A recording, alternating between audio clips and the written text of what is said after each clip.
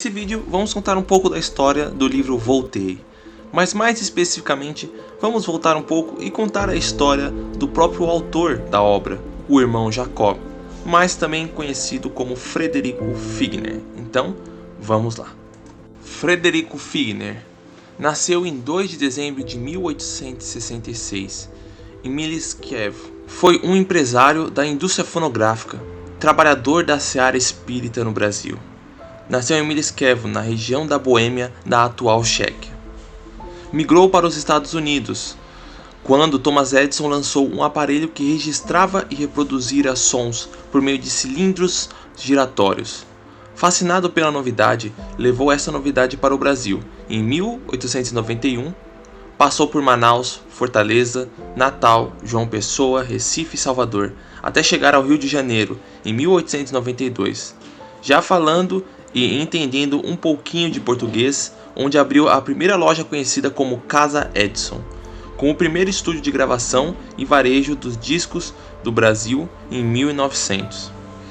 Proveniente de lar judeu, foi apresentada a doutrina espírita por Pedro Sayão, que lhe visitava a loja por anos comentando sobre o espiritismo. Não se sabe ao certo quando Figner ingressou na doutrina dos espíritos, mas há registros de cerca de 1903 na Federação Espírita Brasileira. Integrante do quadro de colaboradores da Federação Espírita Brasileira, como vice-presidente, tesoureiro e membro do Conselho Fiscal, trabalhou intensamente ao auxílio dos necessitados. Algum tempo após a sua desencarnação, ele escreveu um livro psicografado por Francisco Cândido Xavier, chamado Voltei. E dele nós iremos contar a história completa, resumida hoje. Bom, então pessoal, vamos lá, vamos começar a falar a história do livro Voltei. Frederico Figner, ou também ficou com o pseudônimo de Irmão Jacob, foi diretor da Federação Espírita. Quando encarnado, acreditava que a morte é a mera libertação do espírito e que seguiria para as esferas de julgamento, de onde voltaria a se encarnar caso não se transferisse para os mundos felizes. Mas conforme seu depoimento, o que aconteceu após o seu desencarne não foi bem assim. Deixou-nos um alerta. Não se acreditem quitados com a lei, atendendo pequeninos deveres de solidariedade humana. E assim começa o livro. Quando ainda doente, pediu para escrever sobre o que acontecera após a morte. Recebeu permissão, mas encontrou dificuldades fluídicas, ofendendo-se quando foi impedido de se comunicar. Irmão Andrade, seu guia espiritual, o ajudou no desencarne. Ele sentiu 2 corações batendo, a visão alterava-se, sentia dentro de um nevoeiro enquanto recebia os passes. A consciência examinava acertos e desacertos da vida, buscando justificativas para atenuar as suas faltas cometidas.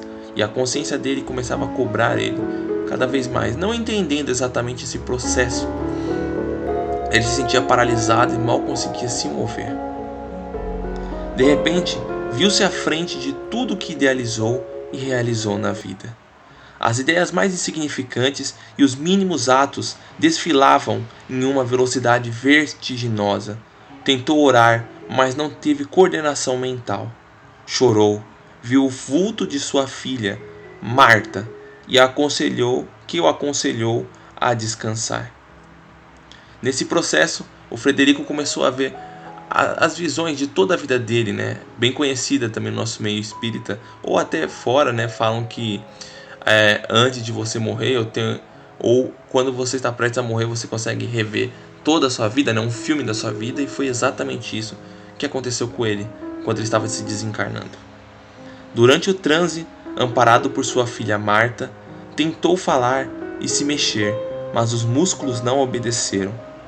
Viu-se em duplicata, com um fio prateado ligando seu corpo. Precisaria de mais tempo para desligamento total. Nesse momento, o Figner ele estava vendo seu próprio corpo, só que ele estava totalmente paralisado, ele não conseguia se mover.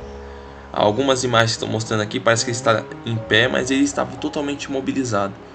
Só via o corpo dele cadavérico e ficava ligado a ele, ao corpo, o cordão de prata, né? Sua capacidade visual melhorou e divisou suas figuras ao lado de sua filha, 2 figuras em específico. Dr. Bezerra de Menezes e o irmão Andrade. Tentou cumprimentá-los, mas não conseguiu se erguer. Continuava imantado aos seus objetos pessoais. Precisava sair daquele ambiente para se equilibrar. Importância do mar. Foi levado para perto do mar para renovar suas energias. As dores desapareceram. Descansou. Teve a sensação de haver rejuvenescido e notou que estava com trajes impróprios, como uma espécie de uma túnica branca, na ilusão de encontrar alguém encarnado. Dr. Bezerra comentou que as energias do mar e da natureza auxiliam nesse processo para o espírito conseguir se desconectar da matéria. Na volta para casa, vestiu um terno cinza ao qual Bezerra deu a ele. Uma senhora encarnada que caminha em direção a eles passou sem que nada ocorresse a ambos os lados. Recomposto da surpresa, foi informado que então, em dimensões diferentes, no velório, projeções mentais dos presentes provocavam-lhe mal-estar e angústia. As pessoas que estavam no velório começavam a pensar no irmão Jacob, e essas formas mentais iam até ele, perturbando a sua própria consciência.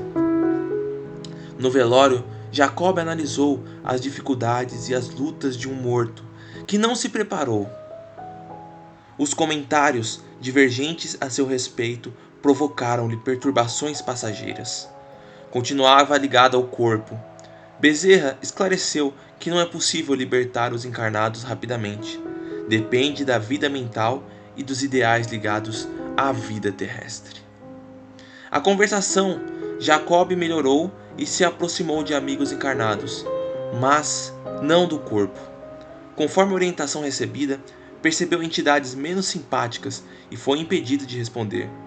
Decepcionado com os comentários de amigos encarnados sobre as dispensas do enterro, não conseguiu suportar estes dardos mentais.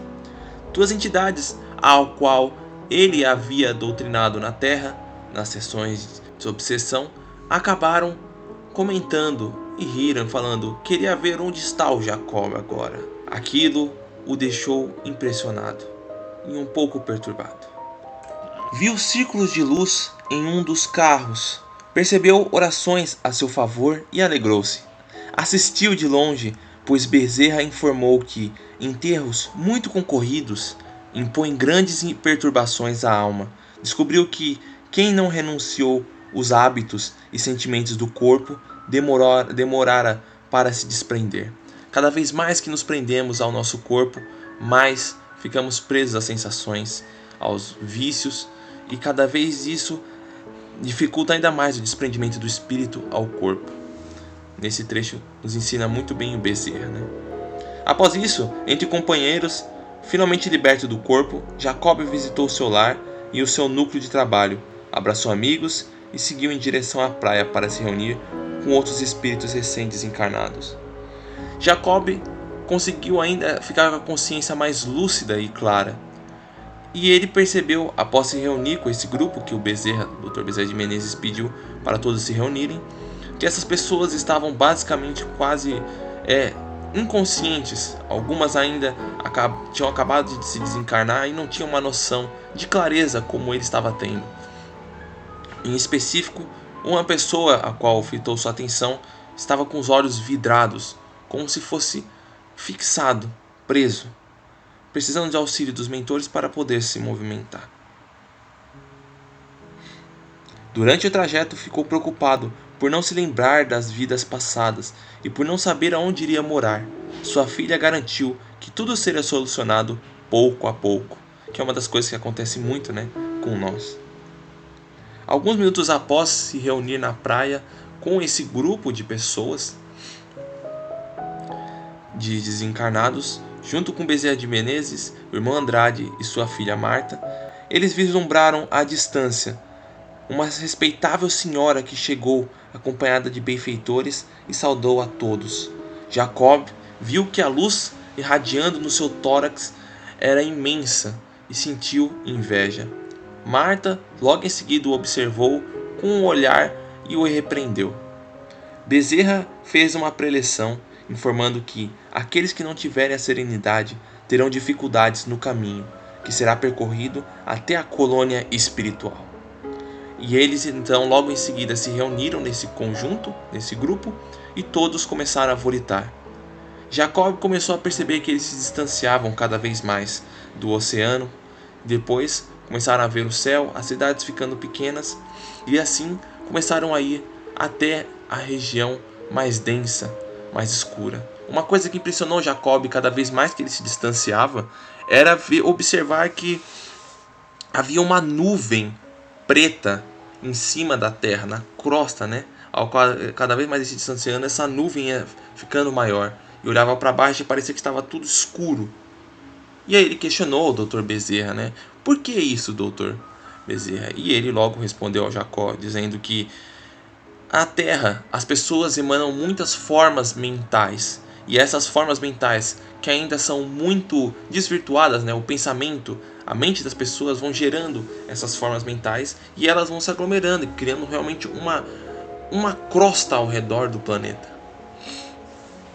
E bom, como nós sabemos que na Terra não existem, a grande maioria dos pensamentos que as pessoas emitem são negativos, essa crosta é totalmente sombria e escura. Por isso que Bezerra alertou a todos para não entrarem nessa sintonia espiritual. E logo em seguida eles começaram a chegar nas regiões da crosta. E aí começaram, né, as viagens pelas regiões umbralinas. Eles começaram a seguir volitando, diferente do que é mostrado no próprio slideshow. Eles estavam volitando nessa parte. E uma caravana seguiu sobre vastos abismos de trevas, numa região a qual ele começou a se admirar, pois olhou para baixo e viu uma região vulcânica. Formas monstruosas surgiram espaçadamente. Bezerra pediu silêncio e calma, prece e decisão. Sobretudo, esquecimento de faltas graves do passado para não criar sintonias perigosas. Neste momento, o Bezerra ele aconselha a todos ali que estão no grupo, né, dos espíritos desencarnados, recém-desencarnados, para não se sintonizarem com coisas baixas, com os pensamentos ruins, as coisas ruins que aconteceram na Terra, na vivência deles, para ignorar tudo aquilo que aconteceu e não deixar que aquilo começasse a tomar conta da mente deles, para que a sintonia deles não baixassem e os espíritos inferiores, né, que estão nessa região da crosta, não pegassem eles. A ponte. Após longa distância, o irmão Jacó começou a observar ao céu uma luz no meio da escuridão, a qual cintilava um feixe de luz para o alto. Uma luz multicolor varreu o céu, emocionando a todos, ao menor sinal de falta de sintonia de um espírito presente do grupo. Logo em seguida, após o irmão Jacob, todo o grupo acabou vislumbrando essa luz resplandecente que estava sendo emitida. Eles viram que havia uma ponte para atravessar. Só que essa emoção foi tão forte para todos os membros ali do grupo que eles começaram a se sentir incomodados. Quer dizer, muitos que estavam ali recém-desencarnados achavam que não mereciam aquilo. Era tanto amor que eles tinham sentido naquele momento que um deles acabou se desequilibrando, falando que não merecia, que havia cometido homicídio com uma pessoa, havia matado uma pessoa. E isso começou a gerar problemas, porque os obsessores que estavam na região de baixo, nos espíritos mais inferiores, começaram a observar eles e começaram a berrar, fazer barulho, para tentar abaixar ainda mais a sintonia espiritual. Bezerra, então, sereno, exaltou a todos a sintonia do bem. Pediu para Jacob fizesse uma prece para recompor suas energias. Jacob no momento ficou muito nervoso e achou que não seria capaz de fazer essa prece para o grupo, mas Marta disse que iria ajudá-lo. E o grupo voltou a levitar, passando pela ponte, que era a divisão entre esta colônia espiritual e essa região do umbral, ou da crosta, né? Após eles começarem a adentrar, atravessarem a ponte, começaram a notar uma paisagem que ia se diferenciando. Uma atmosfera se tornou mais leve, mais marginada de flores. Algumas delas emitiam luzes. Alguns grupos, começaram a chegar com tochas acesas, entoando cantos jubilosos. Jacob começou a olhar para o céu e viu duas estrelas se aproximando, duas luzes, e aí ele questionou o que seriam aquelas luzes, e viram que eram duas crianças, tal como aves, que vieram buscar a professora para sua outra esfera. Todos ficaram emocionados com essa situação, essa despedida da professora, a qual foi levitando junto das crianças para outro local. Cada vez que eles continuavam volitando nessa colônia, Jacob ia percebendo que as pessoas iam se despedindo. Apareciam sempre grupos de pessoas chamando cada uma das pessoas que estavam ali naquele grupo de formação deles. E as pessoas iam se despedindo e cada uma ia para uma direção. Quando o Jacob estava só Marta, Jacob, Bezerra e o irmão Andrade, ele ouviu um grupo de pessoas chamando por ele. E quando ele os observou, ele se surpreendeu. Eram Guilhom, Esirne, Inácio Bittercut e Saião. E ambos começaram a iniciar um diálogo com ele. Porém, perceberam que Jacob estava muito cansado. Queria dar notícia de seus amigos comuns que ficaram na terra. Guilhom logo em seguida interrompeu, alegando que teria tempo para conversar. De momento, era preciso repousar. Jacob ingressou, junto com Marta e o irmão Andrade, a uma residência. Dr. Bezerra disse que mais para frente iria reencontrar ele novamente, e ele então se separou dos três. Após adentrar nessa casa acolhedora, o ambiente doméstico era perfeito. Retratos pendiam nas paredes, construídas de substância semiluminosa. Reencontrou mãe Frida sem reconhecê-la.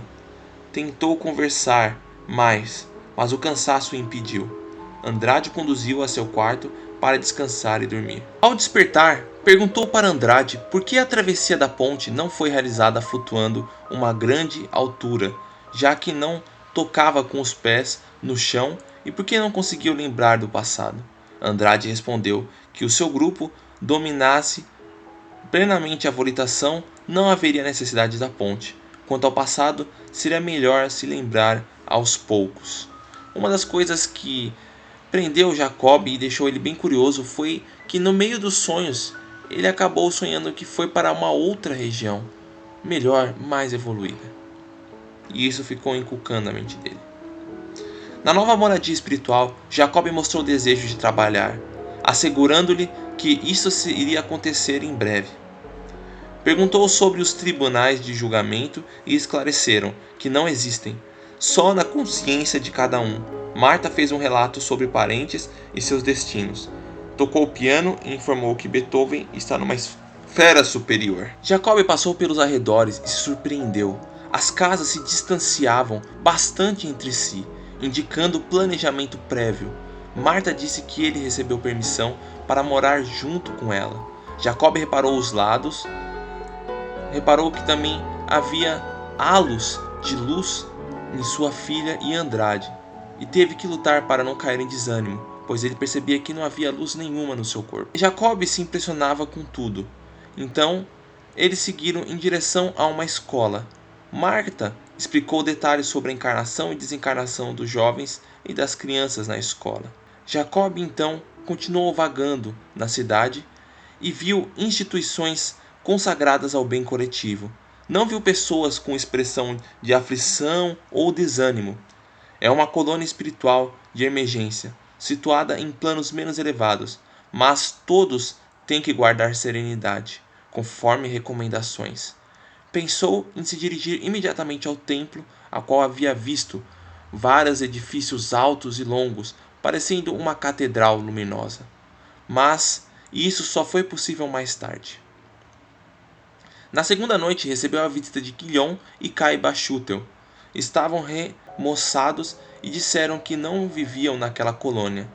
Quanto a Bezerra, Saião, Bittercut e Sampaio optaram por ficar junto aos infelizes da terra, embora já pudessem alçar voos para planos superiores, e convidaram-no a ir ao Rio de Janeiro. Jacob, então interessado, aceitou o convite. Volta ao rio, amparado por Guilhom e Caibar, sentiu que estava volitando em uma linha reta, mais rápido e alto. Viu a ponte já conhecida. Descobriu que há rotas espirituais que favorecem o deslocamento. Jacob sentiu desejo de se materializar em plena avenida para dar testemunho e Guilhom logo em seguida riu. Jacob notou que, ao pousar, parecia estar imantado e que as energias da terra eram muito mais pesadas e ele se sentiu um pouco mais cansado. O envolvimento inferior, a qual Jacob observou, viu que o número de encarnados acompanhados por espíritos benignos ou sinais luminosos era bem menor do que os acompanhados de entidades inferiores. Guilhom disse que é possível identificar o vício de cada um. Após um breve exame, essas pessoas vagam assim sem rumo até o dia em que resolverem modificar-se para o bem. O serviço não para. Assistiu o início de trabalhos de socorro em respeitável instituição. Jacob reparou com certa mágoa que existia entre ele e os companheiros visíveis diferença quanto à luminosidade. Sentiu-se envergonhado. Alguns espíritos reconheceram Jacob e perguntaram sobre a sua luz. Guilhom disse que ela viria mais tarde. A homenagem ao 30º dia de desencarne, Jacob recebeu a permissão de ir ao templo, a qual ele tinha visto, que parecia uma sinagoga. Encontrando vários amigos, após a prece, Dr. Bezerra de Menezes surgiu Bittercut Sampaio. Jacob, surpreendido e envergonhado, confessou em prantos que não era digno dessas homenagens e que deveria ser julgado como réu. Bittercut garantiu-lhe que só Jesus passou ileso. Bittercut surgiu como uma luz, uma estrela cintilante, e que foi se formando e criando o formato do corpo humano dele, a qual deixou Bittercut totalmente assustado. Após essa oportunidade, Bittercut saiu. Bittercut recebeu a permissão para poder participar de uns cursos na escola, onde nesse curso ele poderia aprender mais sobre a vida no plano espiritual e melhorar o seu lado moral e também intelectual. Após algum tempo na escola, Bittercut recebeu a oportunidade de realizar uma experimentação, a qual ele e um dos representantes da instituição iriam juntos para um trabalho, a qual ele pediu, se haveria a oportunidade, de ele poder doutrinar um espírito de um obsessor, de um homem que ficava embriagado, bêbado, e esse espírito vampirizava. O guia dele, auxiliador, aceitou a proposta e ambos voltaram ao Rio de Janeiro em busca dessa pessoa que estava em um bar. E lá ele tentou dialogar com este obsessor. A equipe de aprendizagem precisava praticar as lições teóricas recebidas, e Jacob, o outro aluno, sugeriu a atividade de socorro e doutrinação. Encontraram o obsessor num bar suburbano em Ornelas e advertiu que era preciso usar recursos diferentes daqueles controlados pela mediunidade, em uma triste figura de vampiro. Ao receber a aproximação, o vampiro arremessou forças perturbadoras contra Jacob, que estremeceu face a tanta agressividade. Tentou desistir, mas Ornelas interveio, impondo a mão sobre Jacob, que doutrinou seguro e emocionado, dizendo que já era tempo de libertar o amigo doente. O verdugo não reconheceu a autoridade de Jacob para conselhos. Disse que sempre seguiu seus passos e que não fazia o que pregava. Jacob retrucou que não repousara enquanto não afinar ações com as ideias pregadas. Após relutância, conseguiu que ambos orassem e reerguessem passes.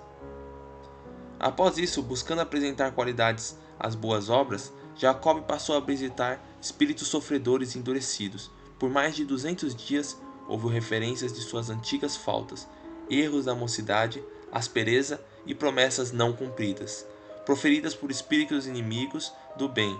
Orou, trabalhou, e até conseguiu a sua luz. Em um certo momento, Jacob estava numa das regiões mais densas com esses espíritos, onde se juntou um grupo de vários espíritos vestindo uma túnica escura, semelhantes a vários padres que começaram a xingá-lo, a insultá-lo.